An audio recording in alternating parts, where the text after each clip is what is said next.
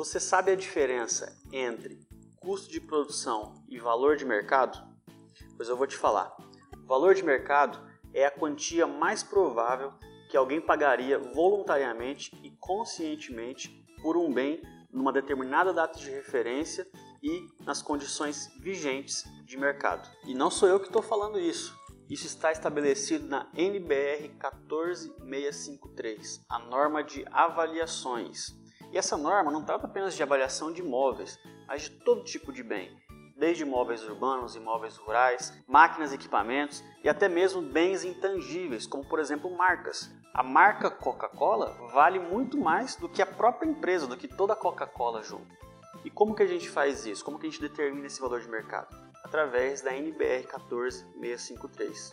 E eu vou te mostrar agora como que a Caixa Econômica Federal faz para determinar o valor de mercado dos imóveis que estão sendo financiados através das suas linhas de crédito. E tudo baseado em inferência estatística. Seja muito bem-vindo ao canal Mestre da Obra. Eu sou Cleison Orlando, autor do livro Guia Interativo Construções Financiadas. Se você ainda não baixou esse livro, você não sabe o que você está perdendo. É o melhor conteúdo gratuito sobre financiamento imobiliário do Brasil. Eu ensino tudo aqui nesse livro que você precisa saber para conseguir trabalhar com construções financiadas. O link para baixar ele está aqui na descrição desse vídeo. É só clicar aqui e baixar. E aí, quando você for fazer o download, já aproveita, já se inscreve, já deixa seu like nesse vídeo. E aí sim, a gente vai continuar agora para o vídeo onde eu vou te ensinar como utilizar a inferência estatística. Existem várias formas de se fazer a avaliação mercadológica de um imóvel. Se você pegar, por exemplo, 10 engenheiros ou arquitetos de avaliação e pedir para eles avaliarem o mesmo imóvel, eu tenho certeza que cada um vai dar um valor de mercado diferente para aquele imóvel. E digo mais, além disso, muito provavelmente todos eles estarão corretos. Engraçado isso, né? Mas é a realidade. Por quê? A NBR 14653, ela dá autonomia para o engenheiro ou arquiteto avaliador. É a gente, né? Somos nós que fazemos todas as definições, todas as premissas de avaliação para iniciar um trabalho e determinar o valor de mercado do imóvel. Então é por isso que, se você pegar vários engenheiros, vários arquitetos e avaliar o mesmo imóvel, todos estarão com valores diferentes, mas todos poderão estar corretos. Mas é claro, apesar de a norma estabelecer que você tem autonomia, ela também estabelece alguns limites. Por exemplo, digamos que de 20 engenheiros, 15 avaliam numa determinada faixa de preço, por exemplo, ali de 130 a 140 mil reais. E outros 5 avaliaram lá em 100 mil, 90 mil. Provavelmente esses 5 aí, né, tem alguma coisa errada, né? Eles estão fora da curva aí de acerto. Então você tem que ter muita atenção com isso, tá? Porque a própria norma diz que a gente tem uma faixa para trabalhar, uma margem, né, de segurança ali, que a gente pode incluir o nosso preço, né, o nosso valor de mercado dentro daquilo e vai estar correto. Mas e aí, o que é a inferência estatística? A inferência estatística nada mais é do que um estudo estatístico que a gente faz no mercado imobiliário local e infere ao nosso bem avaliando, ao nosso imóvel avaliando, as condições de mercado vigente, baseado em todos os outros imóveis que a gente pegou informações. Então, como é que funciona? Nós vamos fazer uma coleta de dados, pegar ali cerca de 50 imóveis, por exemplo, e pegar todas as informações daquele imóvel. Digamos, por exemplo, que a gente está nesse caso aqui avaliando uma casa. Então, a gente vai pegar lá de todos esses imóveis, a gente vai pegar a área do terreno, a área da casa, o padrão de acabamento daquela casa, se a rua que está localizada naquela casa tem asfalto ou não, qual que é o local daquela casa em relação ao contexto urbano, se a casa tem iluminação pública na rua ou não, se ela é servida por água potável ou não, se ela tem sistema de tratamento de esgoto ou não. Enfim, já pegar todas as variáveis possíveis que envolvem aquele imóvel, né, aqueles dados. E aí a gente vai gerar uma equação de regressão. Mas o que é uma equação de regressão? A equação de regressão é isso aqui, ó. Edição, coloca aqui do lado. Ó, valor unitário. O que é o valor unitário, né? é o valor por metro quadrado do meu imóvel, né? E nesse caso, dessa equação de regressão, para essa avaliação, que eu estou dando de exemplo para vocês, a equação funciona da seguinte forma. Menos 10 tal, mais 0,23 vezes a área do terreno. Aqui a gente vai colocar a área do terreno da nossa casa que a gente está avaliando. Menos 1.144, não sei o que, vezes logaritmo natural da área construída da casa que a gente está avaliando. Menos 60,40, não sei o que, dividido pela macrolocalização, que é a variável de localização que eu determinei, da casa que a gente está avaliando. Mais 2.433, não sei o que, vezes logaritmo natural do custo de reedição dessa casa que a gente está avaliando. E aí, o valor resultante desta equação vai ser o valor de mercado do nosso imóvel que a gente está avaliando, baseado na inferência estatística. Então, é assim que a gente faz a determinação de valor de mercado de um imóvel através da inferência estatística. Lógico, para eu te explicar isso, demandaria um tempo muito grande e, inclusive, né, se você tiver interesse, eu poderia indicar para você o meu curso, que é o curso Mestre Fiscal de Banco. É um curso onde eu ensino você a contratar, a conseguir contratos com vários bancos aí, inclusive Caixa Econômica Federal. E dentro desse curso eu tenho um módulo aqui, específico de avaliação por inferência estatística, onde eu ensino todas as técnicas de avaliação de imóveis. Só esse módulo aqui tem mais de 20 horas. Então é um curso bem legal para quem quiser trabalhar com avaliações de imóveis e prestar serviços para bancos. Mas voltando aqui para o vídeo, só para te falar, para deixar claro, aqui na equação de regressão, aqui novamente, você vê aqui que tem algumas variáveis, por exemplo, a macrolocalização. Não existe uma regra que explique, que determine como vai funcionar a variável macrolocalização. A variável macrolocalização foi eu que inventei para essa avaliação.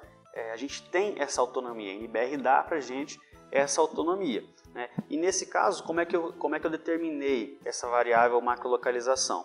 Eu falei lá o seguinte, uma escala de 1 a 4, onde 1 é uma localização ruim, 2 é uma localização normal, 3 é uma localização boa e 4 é uma localização ótima. E aí, conforme eu vou pegando os meus dados, as minhas amostras, de vários imóveis aí que a gente coletou, eu vou identificando. A amostra 1 ela tem uma macrolocalização 3, a 4 tem uma macrolocalização 2. Enfim, eu vou colocando aqui para cada dado a informação qualitativa dessa minha variável macrolocalização. Mas eu poderia, por exemplo, determinar uma variável de localização dicotômica. O que é uma dicotômica? É uma variável que aceita apenas dois valores, sim ou não, tem ou não tem, é ou não é, enfim. E, por exemplo, eu poderia determinar o seguinte, na minha variável localização de forma dicotômica, eu poderia colocar assim, o imóvel está localizado na avenida principal da cidade? 1, sim, 0, não. E aí, através dessa informação, lá na frente, quando eu for fazer o estudo estatístico, aplicar a minha inferência estatística, eu vou gerar uma equação de regressão dessa forma. Então, você percebe que a NBR dá muita autonomia para a gente. Por isso que eu falo, se pegar vários engenheiros e colocar para avaliar o mesmo imóvel, todos darão valores diferentes e todos estarão corretos. Mas lógico, tudo dentro ali de uma faixa de preço aceitável para os estudos estatísticos. Mas é isso, assim, o que tem para falar sobre inferência estatística, a princípio seria isso. Igual eu falei, só o meu módulo de inferência estatística aqui no meu curso vai em torno de 20 horas. Então teria que ser um pouco mais complexo. Fica a dica aqui, eu vou deixar o link para você conhecer o curso aqui embaixo desse vídeo. Mas enfim, a inferência estatística basicamente é isso. E você pode aplicar ela para todo tipo de imóvel, não só casas como eu citei aqui no exemplo. Você pode fazer para apartamentos, para lotes, para fazendas, para salas comerciais, inclusive determinar valor de aluguel de um imóvel. Então assim, olha isso, a gente tem como avaliar o valor de mercado de aluguel de um imóvel. Vou falar aqui para vocês agora das principais variáveis que eu utilizo para determinar o valor de mercado de um imóvel. Por exemplo, para caixa, eu gosto de utilizar a variável asfalto e laje. Tem asfalto? Tem laje? Sim ou não? Lembra que eu falei já em outros vídeos que a caixa não exige mais que se tenha laje e asfalto, mas a falta desses elementos deve ser considerada na determinação de valor de mercado do imóvel. Então eu uso nos meus estudos estatísticos essa variável, laje e asfalto, tem, não tem. E aí, em função desse estudo, de todos os dados que a gente coleta, essa variável influencia no valor de mercado das minhas avaliações. Outra variável interessante que eu uso bastante é tamanho e formato do terreno, né? Você tem que saber ali o tamanho do imóvel. Geralmente, quanto maior o terreno, maior o valor de mercado. Mas, olha que interessante, não significa que quanto maior o terreno, maior o valor unitário. Isso na engenharia de avaliações funciona da maneira ao contrário. Por quê? É basicamente a lei da oferta e demanda. Quanto mais você tem alguma coisa para oferecer, menor é o custo unitário dessa coisa. Pode ser que seja um valor maior, mas o custo unitário, né, o valor unitário é menor. Então, a variável terreno, por exemplo, funciona dessa forma, né? Quanto maior o terreno, menor o valor unitário. Mas, claro, se você pegar um terreno de 100 metros quadrados e um terreno de 1.000 metros quadrados, de 1.000 metros quadrados vai valer mais. Mas o valor unitário do terreno de 1.000 metros quadrados provavelmente vai ser menor que o de 100 metros quadrados. Interessante isso, né? Isso funciona também para a área construída do imóvel, né? Quanto maior a área construída, menor o valor unitário desse imóvel, né? dessa construção. E isso vai influenciar, impactar diretamente no valor de mercado do imóvel. Outra variável que eu gosto de usar bastante é o padrão de acabamento, né? Eu determino o padrão de acabamento. Já expliquei aqui no vídeo para você como que a gente faz para determinar o padrão de acabamento através da NBR 12721. Né? Tem várias técnicas lá que a gente utiliza para determinar o padrão de acabamento. E eu uso isso como variável para as minhas avaliações. Uma outra variável aqui, o estado de conservação do imóvel. Não adianta nada eu ter um padrão de acabamento elevado, altíssimo, mas o estado de conservação está péssimo. Está sem pintar, está com sujeira, está com lodo, enfim. Tem várias formas de se avaliar o estado de conservação do imóvel. Outra variável aqui é a localização, né, que eu uso bastante, o endereço do imóvel em relação ao contexto urbano. Geralmente, o imóvel, quanto mais afastado do centro, quanto mais periférico estiver em relação à cidade, menor vai ser o seu valor de mercado. Então essa é uma variável muito importante que a gente sempre deve usar nas nossas avaliações, né? A localização do imóvel. Outra questão aqui que eu uso bastante é a iluminação pública, por exemplo. É uma variável importante, tem que ter iluminação pública no imóvel para ele valer mais. E a gente considera isso na nossa análise de avaliação, inclusive é uma exigência da Caixa, né? Imóveis sem iluminação pública não podem ser aceitos para financiamento. Se tem comércio próximo ou não, por exemplo, eu posso determinar uma variável, por exemplo, assim, distância à agência bancária Caixa. E aí uma distância de 100 metros vale X, uma distância de 50 metros vale 2X, uma distância de 1.000 metros vale X dividido por 2, entendeu? Então a gente consegue determinar também em relação ao comércio, né, distâncias a comércio e outras questões a mais. Serviços públicos, por exemplo, funcionam da mesma forma, né? Às vezes a casa está perto ali de uma escola, de uma creche, de um hospital, e isso influencia no valor de mercado do imóvel, né? Enfim, são vários outros fatores que existem e você, como avaliador, você pode determinar, você pode escolher, você pode identificar da maneira que você quiser as variáveis que você vai utilizar. Isso tudo a NBR 14653 dá autonomia para a gente fazer. Bom, agora continuando aqui, eu vou te falar um pouco dos métodos de avaliação. Perceba que eu falei para você da técnica de inferência estatística, eu falei para você das variáveis, né, da escolha de variáveis, e agora você tem que entender que existem vários métodos para você aplicar a sua inferência estatística e as variáveis que você escolheu. São aí basicamente 4 métodos que a norma permite que a gente utilize para aplicar aí a inferência estatística e as variáveis no nosso estudo estatístico baseado na nossa coleta de dados. E o primeiro que eu vou falar para vocês aqui é o que a Caixa mais utiliza e que ela mais cobra que a gente utilize, que é o método comparativo direto de dados de mercado. É basicamente o que eu já falei para vocês, é pegar vários dados de mercado, né, vários imóveis semelhantes àquele que você quer avaliar. Eu dei para vocês o exemplo de casas, vamos falar agora aqui de apartamentos. Digamos que eu vou avaliar um apartamento, Então eu tenho que coletar vários apartamentos, vários dados de amostras, né, de apartamentos da minha cidade. E percebo o seguinte, olha que interessante, quando a gente fala de apartamento, a gente está incluindo algumas variáveis a mais que eu não falei. Por exemplo, condomínio. O condomínio daquele apartamento tem piscina ou não tem? Tem área de lazer ou não tem? Tem quadra de futebol ou não tem? A gente pode incluir essas variáveis aí quando a gente fala de condomínio, né? Ah, tem cerca elétrica ou não tem? Tem portão eletrônico ou não tem?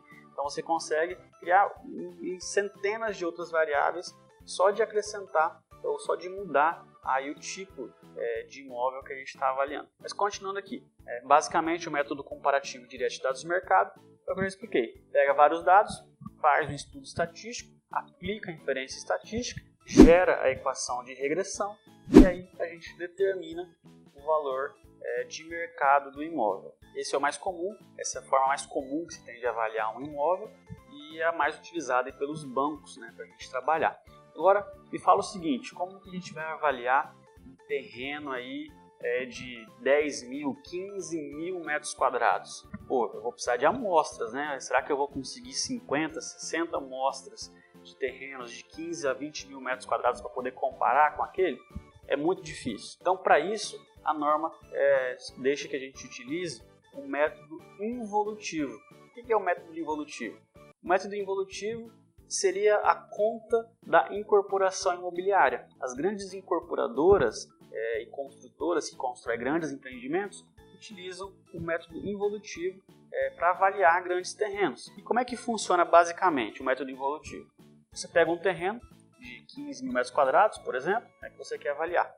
E aí a conta que a gente faz para determinar o valor de mercado daquele terreno basicamente vamos ver, esse terreno vai ser para construir apartamentos, né? Eu quero construir vários apartamentos. A primeira coisa que a gente vai fazer é quantos apartamentos eu consigo construir nesse terreno, baseado na legislação municipal, código de postura, uso de ocupação do solo, essas coisas. Eu vou conseguir construir 800 apartamentos. Tá. Por quanto que eu vou vender? Qual que vai ser o lucro da venda desses apartamentos? E qual que vai ser o rendimento, né, líquido para a empresa? Vai ser X. Então, se o lucro da venda desses apartamentos vai ser X, o máximo que eu posso pagar por esse terreno vai ser Y. E é assim, basicamente assim, que se faz a conta do método involutivo. Lógico, é bem mais complexo, é bem mais detalhado, tem muito mais informação que a gente tem que colocar aqui, mas basicamente é isso. O método involutivo é a conta inversa da incorporação imobiliária, né? E é como as grandes incorporadoras fazem para determinar aí o valor de mercado de grandes lotes. E aí, além do método involutivo, a gente ainda tem um método evolutivo. Como que funciona o método evolutivo? Vamos dizer assim que a gente quer avaliar um posto de combustível, por exemplo, né?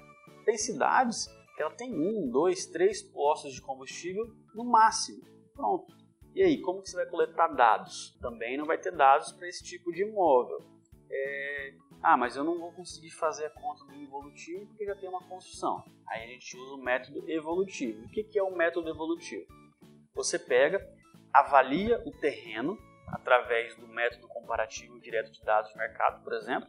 Pega o terreno daquele posto, faz várias coletas de dados de terreno e determina, o terreno desse posto vale 200 mil. E aí depois que a gente determina o valor de mercado do terreno, a gente pega o custo de construção daquele posto de combustível, né? Quanto que custaria para eu fazer a construção daquele posto, né? A estrutura, fazer ali o barracão, as instalações de escritório, as bombas, os tanques, enfim, tudo. Basicamente um orçamento, a gente faz uma planilha orçamentária, determina quanto custaria para fazer aquele posto. E aí a gente pega o valor de mercado do terreno, o custo de construção daquela estrutura e multiplica por um fator de comercialização que a gente vai definir, que geralmente a norma pede que seja partido de 1. Ele pode ser 0,90, pode ser 1,1, ou seja, eu posso diminuir 10%, acrescentar 10%.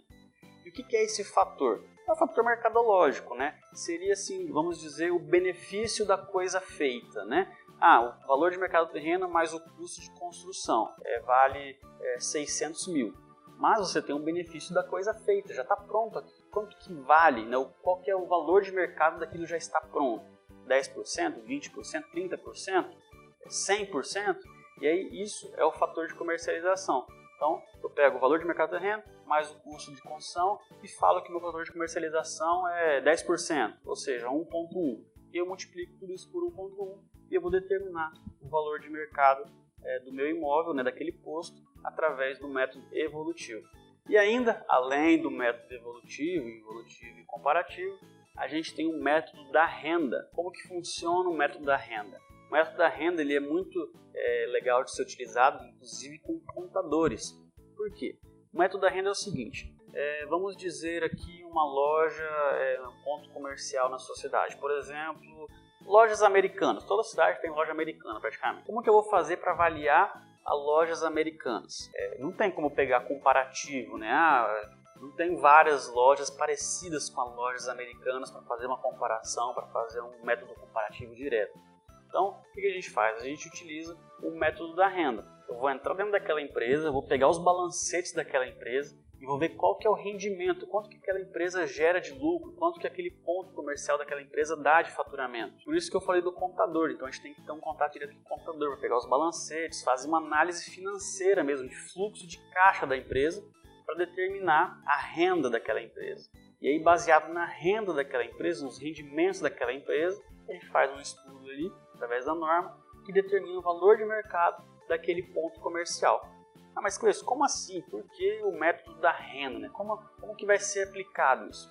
Imagina só, uma lojas americanas funcionando há 10 anos ali no mesmo ponto. Tá? E aí de repente eles fecham, eles resolvem fechar, vão embora. Só que o que acontece? O ponto vai ficar ali ainda, né? Eles vão deixar de alugar aquele ponto, mas o ponto vai ficar ali ainda. E aquele ponto tem um valor de mercado muito grande, porque era das lojas americanas. Então, por mais que as lojas americanas vá embora da cidade, o ponto vai ficar ali e ainda vai ficar muito conhecido. Então, provavelmente, quem alugar aquele ponto no lugar das lojas americanas vai ter um faturamento alto, porque todo mundo vai lá achando que ainda é lojas americanas. Você entendeu? Então, basicamente é assim que funciona, né, essa metodologia de avaliação pelo método da renda, né?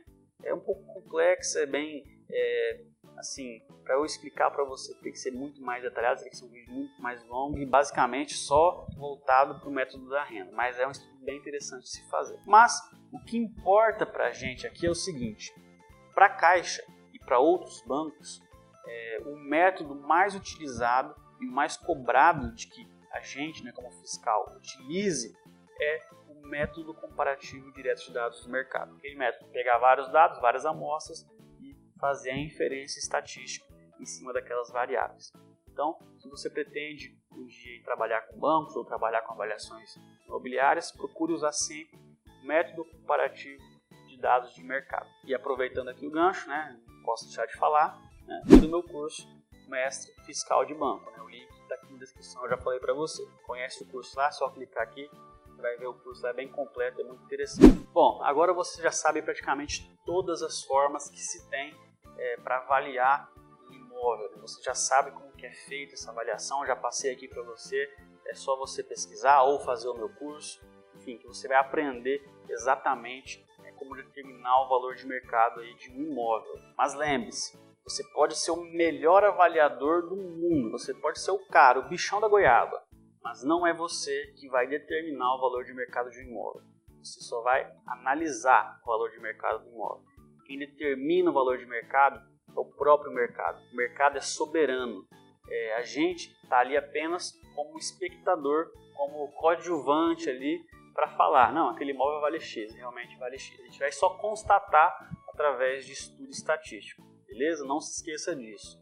Quem define o valor de mercado é o próprio mercado. Não adianta você querer empurrar a goela abaixo dos bancos, né, no seu processo de financiamento imobiliário, que você falou ali que o seu imóvel vale tanto, porque ele vai ser estudado, ele vai ser analisado e não é simples assim, não é bem assim que funcionam as coisas, né? E, inclusive, se você quer saber como fazer, né, como que os bancos fazem análise de viabilidade do seu imóvel, pegar ali o valor de mercado dele, se for um processo de construção, pegar os projetos, pegar a planilha, juntar tudo isso e falar se o seu processo vai ser aceito ou não, vê esse vídeo aqui em cima. Nesse vídeo eu explico como que é feita a análise de viabilidade dos bancos, como que os bancos, né, inclusive a Caixa, determina se aquele imóvel que você apresentou no processo de financiamento imobiliário vai ser aceito ou não, independente de valor de mercado, de custo de orçamento de projeto.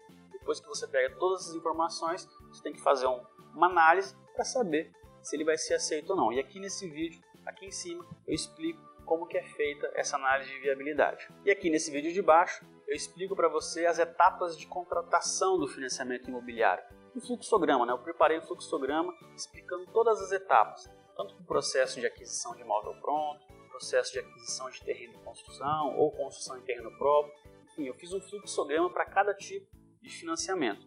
E aqui nesse vídeo aqui de baixo eu explico todas essas etapas, desde fazer a simulação até a entrega do imóvel para o cliente, a assinatura do contrato, a verbação no cartório, enfim, está tudo bem explicadinho ali. Mas você já sabe, se não deu like nesse vídeo, já dá agora. Se não está inscrito no canal, já se inscreve agora. Já me segue lá no Instagram também, não esquece de me seguir lá, porque a gente está postando conteúdo diário lá muito legal, tá? E é isso. Me acompanhe nas redes sociais, fique de olho aí, fica de olho aqui no canal, que a gente vai estar sempre colocando bastante vídeo interessante para você.